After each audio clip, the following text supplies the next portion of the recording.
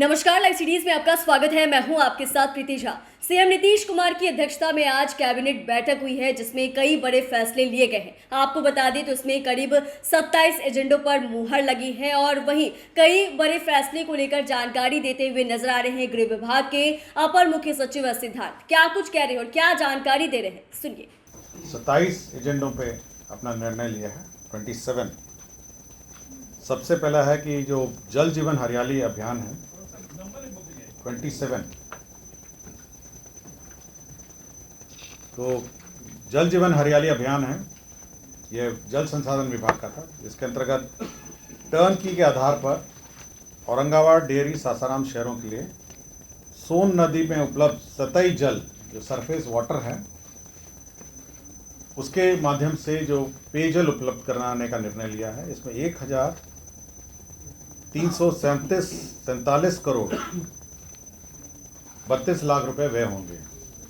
1347 करोड़ की योजना है और ये जल जीवन हरियाली के में औरंगाबाद, डेहरी और सासाराम शहर जो हैं यह सोन नदी के निकट में अवस्थित हैं और जो सरफेस वाटर है उसको उपयोग करते हुए यह सरफेस वाटर उपलब्ध कराया जाएगा। इसमें एनीकट वियर है, वहाँ पे अपस्ट्रीम में उसको यूज़ किया जाएगा और विभिन्न जगहों पे पंपिंग स्टेशंस स्थापित किए जाएंगे और इन शहरों में फिर पानी आपूर्ति की जाएगी। दूसरा है पशु मत्स्य संसाधन विभाग है। इसके अंतर्गत मुख्यमंत्री तालाब मत्स्य विकास योजना स्वीकृत की गई है, जिसमें 45 करोड़ 66 लाख 71 हजार रुपये सैंक्शन हुए हैं। 45 करोड़ 66 लाख 71,000। इसके अंतर्गत तालाब में मत्स्य हेतु उन्नत इनपुट दिए जाएंगे, जिसमें 50 ग्राम वजन के अंगुलिकाएँ दी जाएंगी।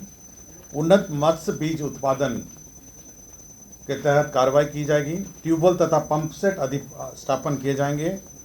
तालाब मत्स्यिका हेतु यांत्रिक एरिएटर स्थापित किए जाएंगे और कार्प हैचरी इनपुट सहायता दी जाएगी। इसमें आपका जो जनरल कम्युनिटी है, जो जनरल कास्ट है, उसको 50% अनुदान होगा और अनुसूचित जाति, जनजाति और अति पिछड़ों को 70% अनुदान दिया जाएगा। चतुर्थ कृषि रोड मैप के अंतर्गत दलहन फसल के प्रोत्साहन हेतु वित्तीय वर्ष 2024 में कुल 95 करोड़ 95 लाख 50 हजार रुपये लागत की योजना कार्यान्वित की जाएगी। ये दलहन दाल की योजना है और दलहन जो पल्सेस की योजना है, इसमें कार्य किए जाएंगे। एक नई पॉलिसी सरकार ने इस बार स्वीकृत किया है, वह है बिहार फिल्म प्रोत्साहन नीति 2024।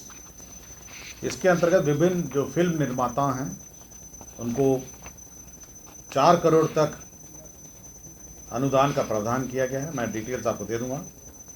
इसमें सिंगल विंडो के प्रावधान किए गए हैं, सिंगल विंडो क्लियरेंसेस के, ताकि राज्य में फिल्म शूटिंग को प्रोत्साहन मिल सके और राज्य में जो फिल्म निर्माता हैं यहाँ पर स्थानीय भाषा, हिंदी भाषा और अन्य भाषाओं में फिल्म शूटिंग कर सकें। स्वास्थ्य विभाग में जीविका के माध्यम से जो सफाई कार्य चलता था, उसमें शुद्धि पत्र भी स्वीकृत किया गया है। इसमें जीविका को 1 रुपये 20 पैसा प्रति वर्ग मीटर प्रति माह अंकित हो गया था। इसको संशोधित करते हुए 1 रुपये 20 पैसा प्रति वर्ग मीटर प्रति दिन इसका करेक्शन किया गया है।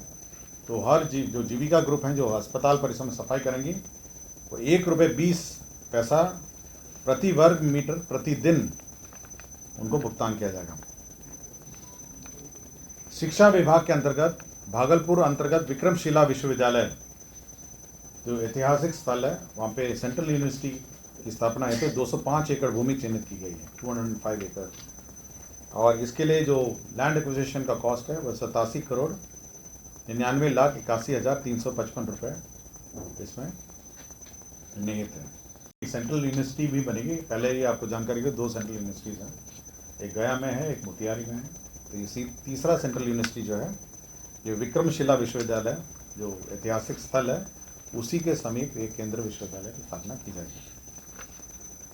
अल्पसंख्यक आवासीय विद्यालय 3 जगह स्थापना का निर्णय लिया गया है।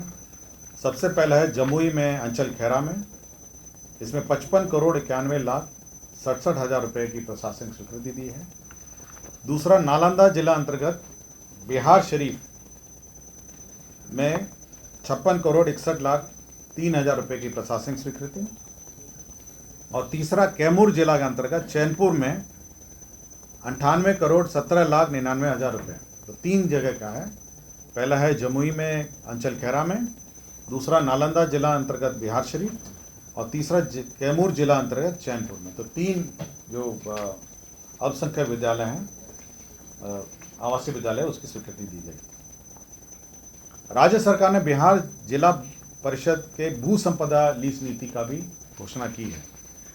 भू संपदा का मतलब है कि जो जिला परिषद आज के दिन में बहुत सारी ज़मीनें उसके पास उपस्थित उसके पास है, उसका बंदोबस्ती का जो नीति है उसकी स्वीकृति दी गई। अभी कोई नीति नहीं थी, लोग अपने मर्जी से, जिला परिषद अपने अपने सुविधा अनुसार इसकी बंदोबस्ती करते थे। अभी नीति ये है कि जो कृषि भूमि है, अगर कृषि भूमि देना है 5 साल के लिए तो वह बाजार मूल्य में दिया जाएगा और ये जिला परिषद निर्णय लेगी। और जो लॉन्ग टर्म लीज है 30 साल या 60 साल का, अगर लॉन्ग टर्म लीज दिया जाना होगा तो जिला परिषद को पहले राज्य सरकार की अनुमति लेनी होगी और उसके बाद वो लॉन्ग टर्म लीज कर सकेंगे। राज्य में 3 खनिज ब्लॉक का नीलामी का निर्णय लिया गया है। 3 खनिज ब्लॉक है, मैं तीनों का बता देता हूँ।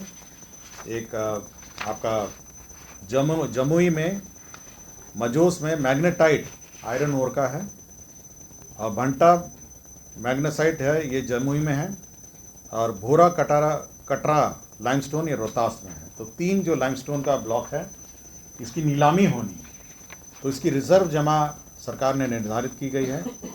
जो जमुई में है मैग्नेटाइट आयरन ओर है, उसका 3,817 करोड़ है। भंटा मैग्नेटाइट है जमुई में, इसका 511 करोड़ है, और लाइमस्टोन का जो रोहतास में है 1,761 करोड़ है। तो 3 जो खनिज ब्लॉक है, राज्य सरकार इसको ऑक्शन करने वाली है और इसी का जो रिजर्व जमा है उसकी स्वीकृति दी है। में जजेस कॉलोनी, जजेस इंक्लेव के लिए 75 करोड़ 86 लाख रुपए मात्र की योजना स्वीकृत की गई है। इसमें पटना उच्च न्यायालय के माननीय न्यायाधीशों के लिए 20 आवासों के लिए स्वीकृत किया है। ये जजेस इंक्लेव होगा और ये गर्दनीबाग में स्थित होगा। नालंदा में जो अंतर्राष्ट्रीय खेल अकादमी है और अंतर्राष्ट्रीय मानक में क्रिकेट स्टेडियम है, उसके लिए 81 पदों का सृजन किया गया है और इसमें डायरेक्टर, एकेडमी के डायरेक्टर हैं और बाकी सभी पद हैं। तो 81 पदों का सृजन किया गया है। शहरी क्षेत्र में जो निर्माण किए जाने हैं, शहरी क्षेत्र में छोटे मोटे काम रहते हैं, नली है, गली है और अन्य सभी काम है जो महत्वपूर्ण काम है, उसके लिए एक नई योजना ये स्वीकृत कैबिनेट ने की है। इसका नाम है मुख्यमंत्री समग्र शहरी विकास योजना। ये 2024 से ये शुरू होगी, 2025, और ये प्रभारी मंत्री, जो जिले के प्रभारी मंत्री हैं, उनके अध्यक्षता में एक कमेटी है और वह तय करेगी कि योजना का जो प्राथमिकता है वो तय करेगी और उसके बाद उस योजना का स्वीकृत होगा। तो केवल योजना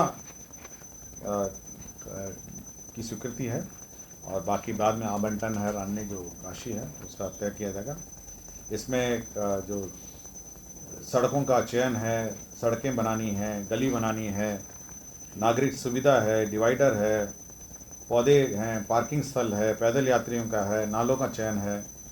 तो जितने भी जो शहरी क्षेत्र में राज्य सरकार अपने निधि से करना चाह रही है उसके लिए योजना स्वीकृत है। बिहार राज्य खेल प्राधिकरण में जो स्पोर्ट्स अथॉरिटी है उसमें 301 पदों का सृजन है। यह भी एक परिवहन विभाग का एक संलेख था जिसमें BH सीरीज, जो भारत सीरीज की गाड़ियां हैं, उसमें एक मुश्त 14 वर्षों के लिए रोड टैक्स लेने के लिए निर्णय लिया गया है, जिसमें नियम 47, 48, 50, 51, 54 और को अमेंड करते हुए एक मुश्त 14 वर्षों के लिए टैक्स वसूली का निर्णय लिया। स्वास्थ्य विभाग में माननीय न्यायालय के आदेश के आलोक में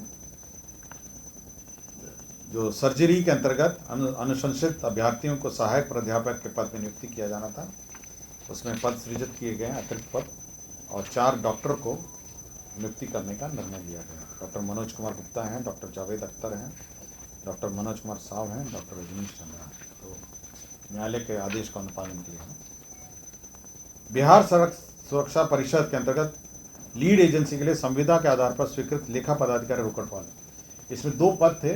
ये बिहार सड़क सुरक्षा परिषद, जिसमें लेखा पदाधिकारी रोकड़पाल थे, और इनके जो क्वालिफिकेशन है वो ऐसे थे जिसमें नियुक्ति होने में कठिनाई हो रही थी, तो उसमें नियुक्ति के लिए जो क्वालिफिकेशन है उसमें संशोधन किया है। ग्रामीण कार्य विभाग में संतोष कुमार है तदीन सहायक अभियंता, ग्रामीण कार्य विभाग, कार्य प्रमंडल बदादो, ये निलंबित थे और इनके वृहद दंड के रूप में बर्खास्तगी का आदेश निर्गत किया है। ये निगरानी में रंगे हाथ 50,000 रुपये की रिश्वत लेते हुए पकड़े गए थे और न्यायिक हिरासत में भेजे गए थे। इनको सेवा से बर्खास्तगी का निर्णय लिया गया। कमर्शियल टैक्स में एक सॉफ्टवेयर है, वैट MIS सॉफ्टवेयर है, उसका मेंटेनेंस TCS कर रही है, उसको 1 साल और एक्सटेंड करने का निर्णय लिया गया। कैमूर जिला अंतर्गत अधौरांचल में ये अनुसूचित जाति जनजाति कल्याण विभाग का एक एकलव्य मॉडल आवासीय विद्यालय है। ये सेंट्रली स्पॉन्सर्ड स्कीम है और इसमें 8 एकड़ ज़मीन राज्य सरकार को देनी थी, तो राज्य सरकार ने अनुसूचित जाति जनजाति कल्याण विभाग को ये ज़मीन निःशुल्क अंतर विभागीय हस्तांतरित किया गया। इस पर एकलव्य मॉडल आवासीय विद्यालय जो सेंट्रली स्पॉन्सर्ड स्कीम है वह निर्माण किया जाएगा। किशनगंज अंतर्गत बीगल बैंक अंचल में जो SSB है, जो सीमा सुरक्षा बल है, उसका कैंप के लिए भारत सरकार को ज़मीन सशुल्क 60 लाख रुपए में दी गई है। ये सीमा सुरक्षा बल का कैंप है। भविष्य निधि अंतर्गत ये वित्त विभाग का प्रस्ताव है। भविष्य निधि निदेशालय के अधीनस्थ कार्यालय लिपिक संवर्ग का है, जो अन्य लिपिकीय संवर्ग है सामान्य प्रशासन के, उसी के आलोक में यह संवर्ग भी भविष्य निधि का भी गठन किया गया। पंचायती राज विभाग ने एक पंचायत निर्माण कार्य मैनुअल की स्वीकृति दी है। अभी आज के दिन में जो पंचायती राज में जो योजनाएं संचालित हैं और जो पंचायत में मुखिया और उसके पंचायत सचिव हैं, आज के दिन में कोई ऐसा कोई विशेष गाइडलाइन नहीं है और स्थानीय स्तर पर भी मतलब कंप्लेंट्स प्राप्त होती थी। अब यह है कि 15 लाख के अंतर्गत जो राशि है, जो एस्टिमेट्स होंगे, उसका कार्यान्वयन कैसा होगा, उसमें जो स्थानीय अभिकर्ता हैं उनका पैनल बनेगा, उनके बीच में बिड होगा और उसके बाद उनका अवार्ड होगा। और 15 लाख से ऊपर जो है जो बिड होंगे वह उसका रेगुलर बिड होगा। 15 लाख के नीचे भी जो राशि है उसमें सुरक्षा सिक्योरिटी डिपॉजिट क्या होगी, EMD क्या होगी, ऑनलाइन पेमेंट की क्या व्यवस्था होगी, तो पूरा डिटेल है जो पंचायती राज निर्माण कार्य मैनुअल है, उसकी स्वीकृति दी गई है। दूसरा है कि मान्यता प्राप्त राजनीतिक दलों के कार्यालय एवं आवंटन, तो आवासीय जो है वो हर 2 साल में उसका एक्सटेंशन होता था, मतलब जो पॉलिटिकल पार्टीज को आवास या जो कार्यालय आवंटित होते हैं, तो अब वो हर 2 साल का जो बंदेज है उसको हटा दिया गया है और अब ये बाध्यता 2 साल की नहीं रहेगी। अब तो जब तक उसकी मान्यता रहेगी, मतलब अब तो अभी हमको नहीं पता, लेकिन हम केवल कैबिनेट का निर्णय आपको बता रहे हैं। और डॉक्टर IS ठाकुर हैं, प्राध्यापक एवं प्रभारी अधीक्षक पटना चिकित्सा महाविद्यालय अस्पताल। तो संविदा पे इनकी नियोजन PMCH में संविदा पर नियोजन 31/1/2025 तक करने का निर्णय लिया। तो यही आपके निर्णय हैं। तो आपने सुना कि गृह विभाग के अपर मुख्य सचिव सिद्धार्थ क्या कुछ जानकारी दे रहे थे और वहीं 27 एजेंडों को लेकर एक एक करके जानकारी देते हुए नजर आए हैं। और वहीं उन्होंने इसके बारे में भी बताया है कि 3 जिलों में आवासीय विद्यालय का निर्माण जो है वो किया जाएगा। 2 सेंट्रल यूनिवर्सिटी पहले से ही तैयार है, एक और सेंट्रल यूनिवर्सिटी जो है तैयार किए जाएंगे। और वहीं पंचायत के कामों को लेकर भी उन्होंने बड़ी जानकारी दी है कि टेंडर के बाद ही पंचायत का काम जो है वो होगा, बिना टेंडर के पंचायत का काम नहीं होगा। चैनल को सब्सक्राइब करें, फेसबुक पेज को लाइक करें। धन्यवाद।